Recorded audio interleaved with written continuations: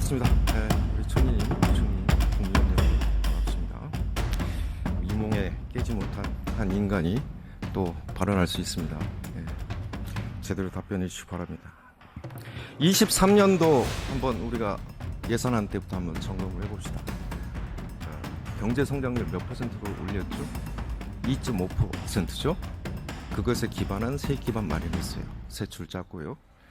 그 다음에 상저하고 얘기하면서 단 한 번도 OECD, IMF, 그 다음에 KDI, 한국은행 다 경제 성장률 낮출 때 한 번도 꺾지 않았습니다. 상저하고 계속 주장하셨죠?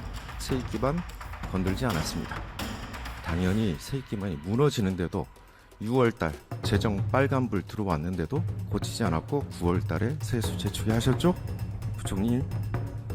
그 다음에 국세 수입 56.3조, 56.4조 그 정도 얘기하고 있고요. 내국세 52조 세수 펑크 났고요. 거기에 따라서 지방 교부세, 교부금 다 연동돼서 불용 처리라고 말씀하셨죠. 18.6조. 그 다음에 관리재정 수지 87조 원 적지 않았습니다. 국가부채 60조 늘어났고요. 24년도는 어떻습니까? 지금 7월 말 현재 국세 수입 8.8조 전년 대비. 그러면 23조 올렸죠? 세입 예산이 23조 올렸으니까 이대로 가면 32조 정도 세수 펑크 예상이 된다. 맞습니까? 올해 부분에 대해서는 좀 재추계 중이니까. 그러니까 5월달... 이대로 가면 32조 세수 펑크 예상이 됩니까? 의원님을 예상. 세테리스 페리버스 이대로 가면 맞습니까? 이대로 가면 그렇습니다. 네, 32조 이대로 가면 32조 세수 펑크 납니다. 관리재정 수지 6월 말 103.4조 맞죠? 네. 이런 6월 말 누적으로 103.4조 기록한 게 코로나 빼고 있습니까? 없죠. 월별 관리재정 수지 다 나오니까 그것도 마찬가지고. 자, 이제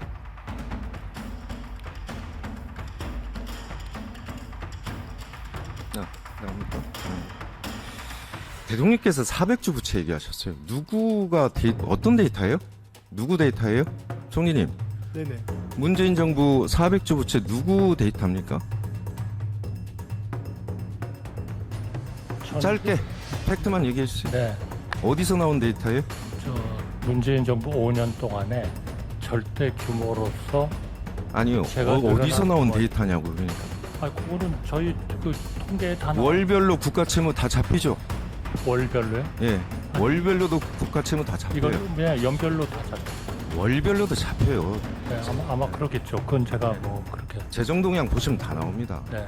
자, 문재인 정부 시작은 사실 5월인데 2016년 말 기준으로 343.8조입니다. 5년 동안. 그 안에 코로나 위기 있었습니다. 자, 중기 재정 계획까지 넣어서 윤석열 정부 383.2조입니다. 어디가 더 늘어나요? 22년도 5월에 62조 추경했죠? 총리님 기억하셔요? 의원님 말씀드릴까요? 아니, 그러니까 62조 팩트만 확인하는 거예요. 팩트만 계속 확인할 겁니다. 62조 추경했죠? 네. 네. 그 전에 16.9조 1회 추경했어요. 문재인 정부. 그러나 62조 추경할 때는 국채를 발행하지 않았습니다. 아, 그러니까 결과적으로는 그게 어찌됐건 관리재정 수지 적자로 재정동향 안 보셨어요? 월별로 나오는 거? 아니 그러나 지금 우리는 국가 부채를 얘기하고 있는 거죠. 아, 그러니까 국가 부채도 늘었다니까요. 아니 관리 재정 수지를 얘기하고 있는 게 관리 재정 수지 플러스 국가 부채가 늘었어요. 아니, 그때는 오히려 국채를 갚았습니다. 의원님 잘 아시겠습니다. 아니, 그거는 보세요. 팩트입니다. 예산안 대비 보세요. 예산안 그건 대비. 팩트입니다. 아니, 그러니까 예산안 대비 다시 한번 2022년, 보시라고요. 23년도를. 아니 2022년 추경은 네. 국채를 오히려 줄였어요. 아니, 그러니까 예산안 대비 보시라고요. 다시 한번 보시고요. 그러면 국가 부채가 22년도, 23년도, 24년도, 25년도, 16년, 5개년 동안에 383.2조. 400조는 틀렸습니다. 다시 한번 대통령께 말씀하세요. 우체국 보호 적립금 문제 다시 한번 좀 제가 짚고 넘어야 되겠는데 2차관 네. 부총리 같이 답변하세요. 네. 회계 기금 간 거래이기 때문에 원래는 이게 예수 예탁으로 잡혀야 돼요. 그런데 차입했어요. 우체국 보험 적립금에서 회계 기금 간 거래라고 봤다고 그랬어요. 그래서 코드도 디브레인 코드에 코드가 없다. 그래서 기타 민간 차입금으로 했다. 이렇게 발언한 건 맞죠? 네, 맞습니다.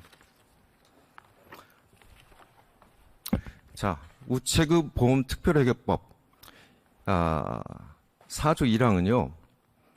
2조가 세입, 3조가 세출, 4조가 우체국 보험 적립금이라고 민간인들이 따로 적립한 적립금을 따로 둔다라고 되어 있어요. 그래서 우체국 보험 특별회계 내 구분 계리되어 있습니다. 이게 유일한 게 하나 있어요. 조달 특별회계. 그게 유일해요. 자, 그런데 한국은행에 제가 다시 한번 물어봤어요. 계정이 안에 있냐 밖에 있냐? 특별회계 밖에 있습니다. 적립성 계정은 밖에 있습니다. 그 다음에 6조 1항 3호에 보면 차입해야 돼요. 왜? 국가 내에 회계 기금 간 거래이면 저렇게 둘 수가 없죠? 적립금은 국가 대출해 주는 거예요. 왜 국가로 대출해 줘요? 그냥 국가 없애지? 국가 내 회계라며요. 회계 기금 간 거래라며요. 그 다음 지금 국가정부 13조 1항을 보면요. 전입절출을 할 수 없는 게 있어요. 우체국 보험 특별회계로 딱 1호에 박혀 있어요. 국가정부 13조 1항 1호. 그래서 적립금은 민간 적립금이기 때문에 특별히 관리해라라는 의미입니다. 13조 1항 아시죠? 부총리님? 네, 네. 보고 있습니다. 자, 국가회계 편람 20년도 이게 기재부 작성합니다. 뭐라고 해요? 예금 가입자와 보험 계약자에 있어 국가가 임의적으로 사용할 수 없다. 저게 국가회계 편람이에요. 그래서 주인은 누구냐? 국민입니다. 그래서 마음대로 정부가 갖다가 쓰면 안 된다라는 거예요. 회계 기금 간 거래가 아니라는 거예요. 다음. 이게 구공공자금 관리기금법이 있었어요. 지금 없습니다. 그때 지금 6조 1항 2호에 우체국 예금 보험에 관한 법률에 따른 우체국 예금이 예탁할 수 있도록 되어 있습니다. 예탁. 차입 아닙니다. 예탁입니다. 다음. 그런데 기재부 주장이 이제 선례가 있다. 이런 말씀하셔요. 2007년까지 선례가 있었어요. 자, 그 다음. 근데 2007년 공공자금 관리 기금의 예탁 부분을 보면 우체국 보험 특별회계 제6조 1항입니다. 1항의 제8호. 예탁 써 있습니까? 안 써 있습니까? 차입이라고 써 있어요? 예탁이라고 써 있어요? 회계 기금 간 거래이면 예탁이고 민간 자금이면 차입금입니다. 예탁이라고 써 있죠? 근데 그거 없어졌어요. 23년 법은 그냥 국가, 객체화한 국가, 민간이 국가에 대출해 주는 겁니다. 다음. 그래서 민간한테 이렇게 차입할 때는 어떻게 해요?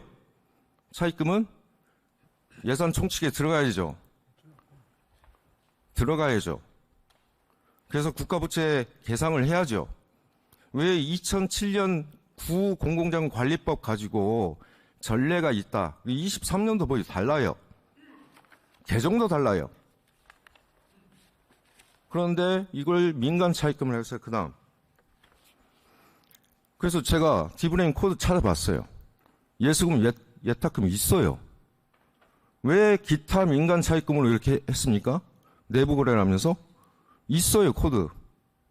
실무자, 재정관리관, 기타 민간 차입금으로 했다고 그랬습니다. 국가 회계 낸데. 그 다음. 그리고 별도로 차입금 이전 상환 지출을 지금 올해 이자를 갚아야 되니까 별도로 또 디브레인 코드를 만들어요. 그 다음. 근데 또 2,500이 어디 있는지 회계 기금 간 거래에서 찾아보면 없어요. 없습니다. 그다음. 그래서 결국에는 23년도 우체국 보험금을 왜 끌어다 썼을까? 왜 공자기금 거치지 않고 정보통신기금으로 바로 보냈을까? 그다음. 정보통신기금이 그다음 보여주세요. 그다음. 공자기금 일단 20%가 넘어요. 2,500을 갖다 쓸 때는. 왜냐하면 자체 변경을 하면 국회에 보고할 필요가 없죠. 그런데 2,500억 갖다가 공자기금에서 다시 쏘면 넘어가죠. 그 한계입니다. 그 다음. 적립금을 운영할 때는 안정성, 유동성, 수익성, 공익성 이렇게 하라고 하면 민간보험금이잖아요. 그렇죠? 그 다음. 우체국 보험계정 운용 수익률을 보니까요. 5.12%입니다. 그런데 얼마로 했어요?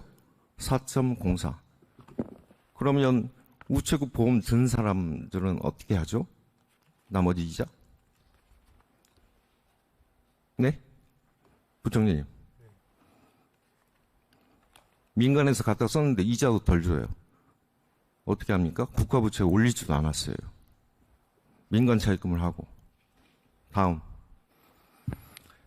안정성 측면에서 한번 봅시다. 지금 순자산이 지금 2조 정도 마이너스예요. 부채 자산 비율이 800%가 넘어갑니다. 안정해요? 민간 보험금 갖다 쓰는데? 다음. 그래서 이 보험 상품, 그 다음 보였어요? 이 원상 복귀 명령을 좀 내려야 되겠습니다. 제가 이 부분에 대해서는 계속 쫓는다고 얘기 드렸어요. 위원장님, 제가 부탁드리고 싶은 거는요. 이건 시정조치 요구를 넘어서 국가재정법 위반. 그 다음에 상임위에서 이 회계 감사까지 요청한 사안입니다. 그리고 이 직권 남용에 대해서 법률적 판단까지 저는 받아봤으면 좋겠다라는 말씀드립니다. 그 다음 보여주세요. 그 다음 교부세 교부금 문제인데, 그 다음 안 돼?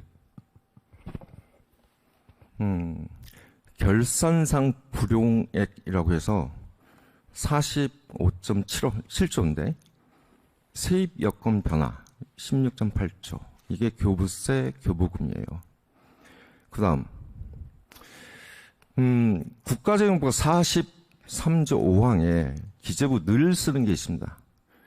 예산 배정 계획을 조정하거나 유보, 보류한다. 그런데 부총리님, 저하고 식사하면서 가게 집 밥값 내야 돼요. 근데 부총리님 먼저 내셔야 돼요. 나중에 정산하자고 그러면 어떻게 해야 돼요?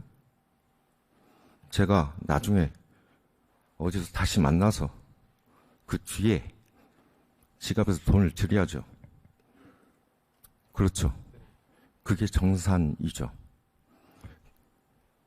음식점에는 밥값을 줘야 됩니까? 안 줘야 됩니까?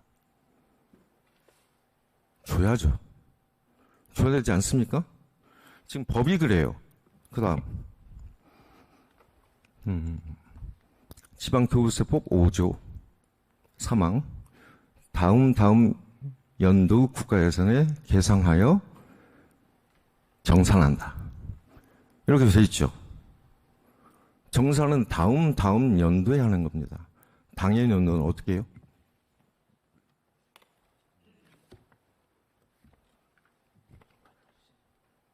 다음 연도에 정산하고, 네. 당해 연도에 어떻게 해야 돼요? 주라는 거잖아요. 우리 회계가 어떻게 돼 있어요?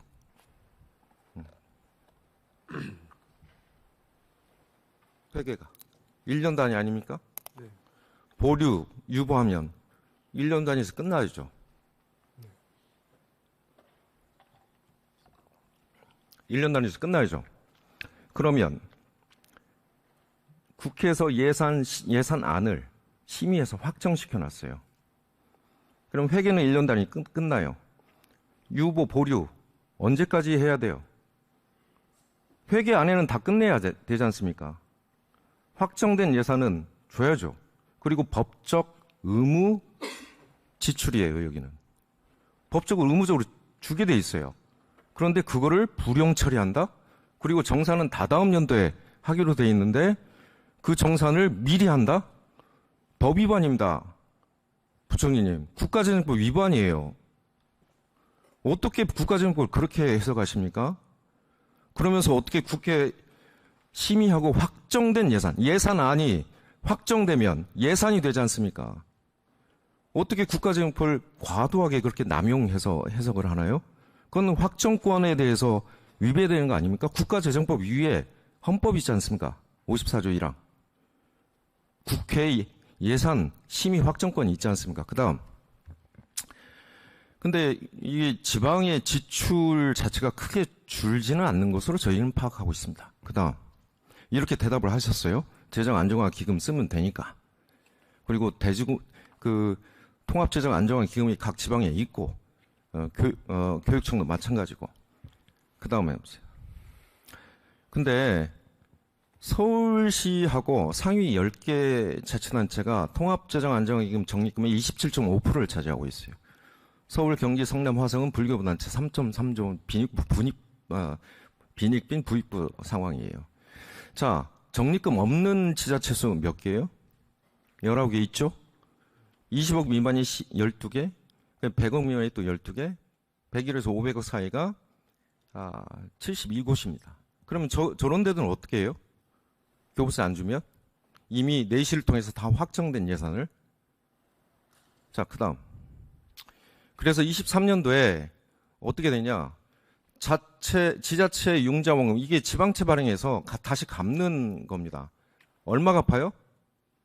7.6%밖에 못 갚아요. 그 전년도에 140% 갚고, 그 전전년도에는 198.9% 갚습니다. 23년도에는 지방채를 못 갚아요. 돈이 없으니까. 그런 상황이에요. 아니, 지방 재정을 부총님은 어떻게 알고 지방 재정에 문제가 없다 이렇게 말씀을 하세요? 그 다음에 법정 배분 비율도 틀려요. 원래 어떻게 되어 있습니까? 보통교부세와 특별교부세 97대 3으로 지방교부세는 배분되게 돼 있죠? 그런데 틀려요. 특별교부세가 지금 3.3%입니다. 더 올라갔어요. 왜? 특별교부세를 더 넣었으니까. 그 다음에 교육부총리.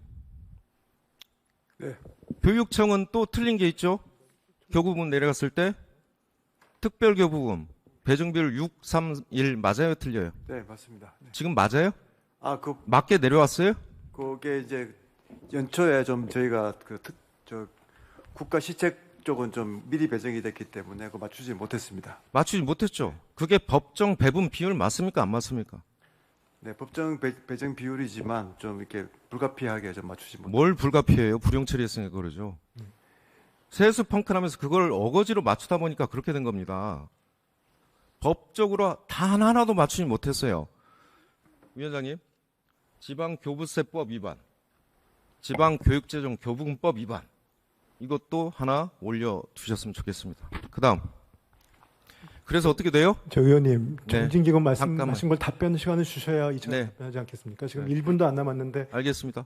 네. 그래서 여기까지 할게요. 결과는 자립도, 자주도가 낮다. 이 차관 말씀하세요. 네, 우선 두 번째 말씀하셨던 지방교부세 교부금은 다시 말씀드리지만 저희 국가재정법 43조에 따라서 재정 여건을 감안해서 자금 배정을 유보하거나 보류했다는 말씀을 드리고요. 세수 펑크는 본인이 냈잖아요. 기재부가. 그리고 네? 첫 번째 우체국 보험 적립금 2,500억 관련된 부분은 우선 이 부분은 세수 결손하고는 전혀 관련이 없는 부분입니다. 그리고 그러면 잘했다는 거예요 지금? 이 아닙니다. 과정이? 그 부분 그 말씀이 아니고요. 정진기금이 부족해졌고 정진기금에서 공자기금에서 정진기금으로 지원하는 부분은 다 지원을 했고요. 그리고도 정진기금이 부족했기 때문에 우체국 보험 적립금에서 돈을 그러니까 적립금에서 쓰면 안 된다는 거예요. 그렇게. 그 지난번에도 말씀드렸지만 세입 세출 예산 외로 따로 운영한다는 거지 이게 우체국 보험 특별회계 구성 요소가 아니라는 말씀을 드리고요. 아까 국가재정법 13조를 말씀하셨는데 이거는 회계 감사 및 국가재정법 위반, 권리 남용으로 고발 주셔야 됩니다.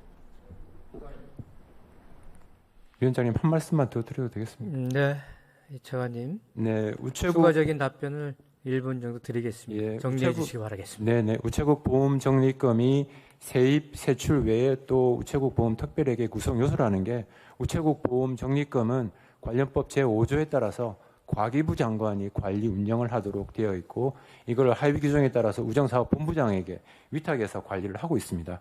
그리고 국가재정법 13조를 말씀을 하셨는데 이 부분은 우체국 보험 적립금을 저희가 전입 전출을 할 수 있는 대상이 아닙니다. 그리고 아까 임의적으로 저희가 갖다 쓰는 게 아니고요. 적절한 이자율을 주고 정지인기금에서 우체국 보험 적립금을 빌려서 썼다는 말씀을 드립니다. 그리고 세무과 관련해서 기타 민간 차입금을 쓸 수밖에 없었던 것은 세입 세출 예산으로 관리되기 때문에 우리 시스템상 기술적으로 예수금이나 예탁금 그 비목을 쓸 수가 없어서 기타 민간 차입금 목을 썼다는 부분은 지난번 기재비 때 저희 담당 국장이 설명드린 바가 있습니다.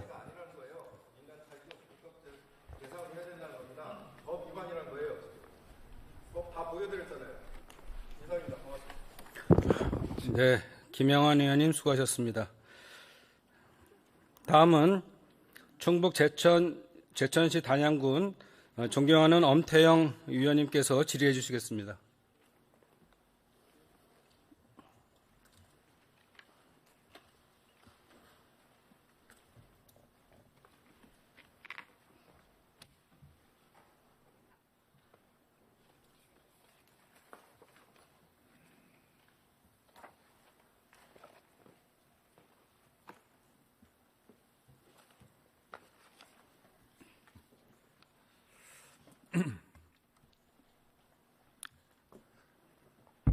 여기서부터 잠시만 주목해 주시기 바랍니다. 제가 구독자분들을 위해서 깜짝 선물을 하나 준비했는데요. 제가 항상 여러분들께 뭐라고 말씀드렸나요? 뉴스만 평소에 잘 챙겨보셔도 돈이 된다, 돈을 벌 수 있다라고 말씀드렸는데요. 자, 여러분들 여기 보이는 각종 뉴스, 코로나 유행 사건, 러시아 우크라이나의 전쟁, 엔비디아의 실적, 트럼프와 김정은의 관계 등등과 같은 뉴스를 보게 되면 여러분들은 어떤 생각이 드세요?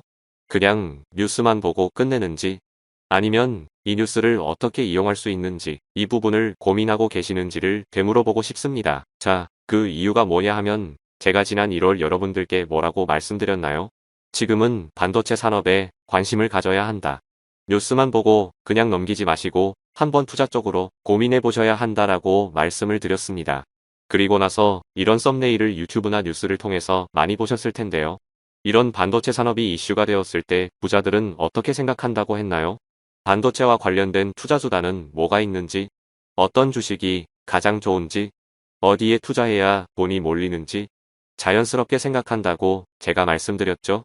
그 이유가 부자들이 봤을 땐 이슈가 돈으로 이어지고 그 이슈가 나에게 돈을 벌어준다는 경험적 확신이 있기 때문에 부자들은 항상 이런 사회적 이슈와 돈의 흐름을 관심 있게 쳐다본다고 제가 말씀드렸는데요. 이번에도 마찬가지입니다. 제가 지난번에 시청자분들과 함께하는 주식으로 수익내기 이벤트를 진행했었는데요. 당연히 100% 무료로 진행되었고, 자, 여기 보시면 아시겠지만 제가 지난번에도 저한테 구독이라는 문자를 보내주신 모든 시청자분들께 이렇게 반도체 관련주 중에 많은 종목이 아니라 가장 급등할 확률이 높은 딱 한 종목, 한미반도체 딱 한 종목만을 추천드렸어요.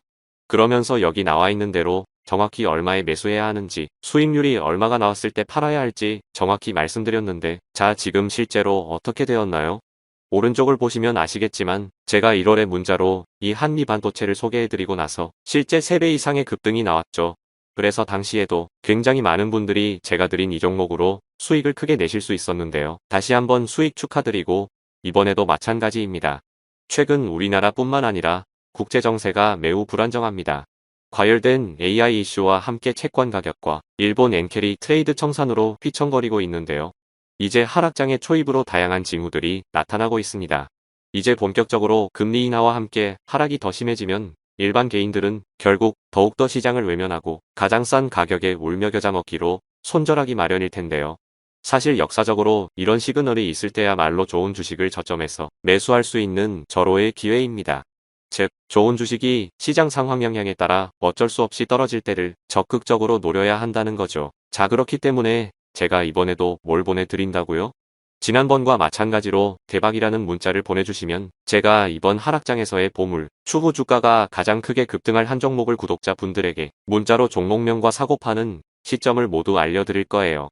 그래서 여러분들이 주식으로 돈 버는 연습을 한번 해보시라 이렇게 말씀을 드리고, 혹시라도 나는 주식을 하지 않는다 라고 하시는 분들은 주변에 주식하시는 분들께 추천해 주셔도 되고, 연세가 있으신 분들은 자녀분들에게 한번 이걸로 수익을 내보라고 이렇게 조언해 줄 수도 있으시겠지요.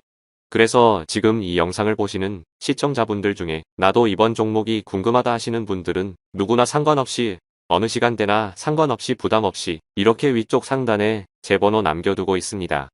제 개인 번호 010-2803-3347인데요. 지난번처럼 대박 이라고 보내주시면 제가 이번에도 똑같이 무료 추천 급등주 문자를 보내드리겠습니다. 그래서 제 번호 010-2803-3347로 문자 보내주시면 여러분들이 직접 이슈를 통해서 돈 버는 연습을 해보실 수 있는 것이고, 제가 돈을 받는 것도 투자를 대신해드리는 것도 아니니까 부담 없이 신청해 주시면 되는 겁니다. 그리고 수익이 나면 저는 다른 것은 바라지 않습니다. 제 채널에 구독, 좋아요 한 번씩만 눌러주시라 이렇게 다시 한번 말씀드리겠습니다.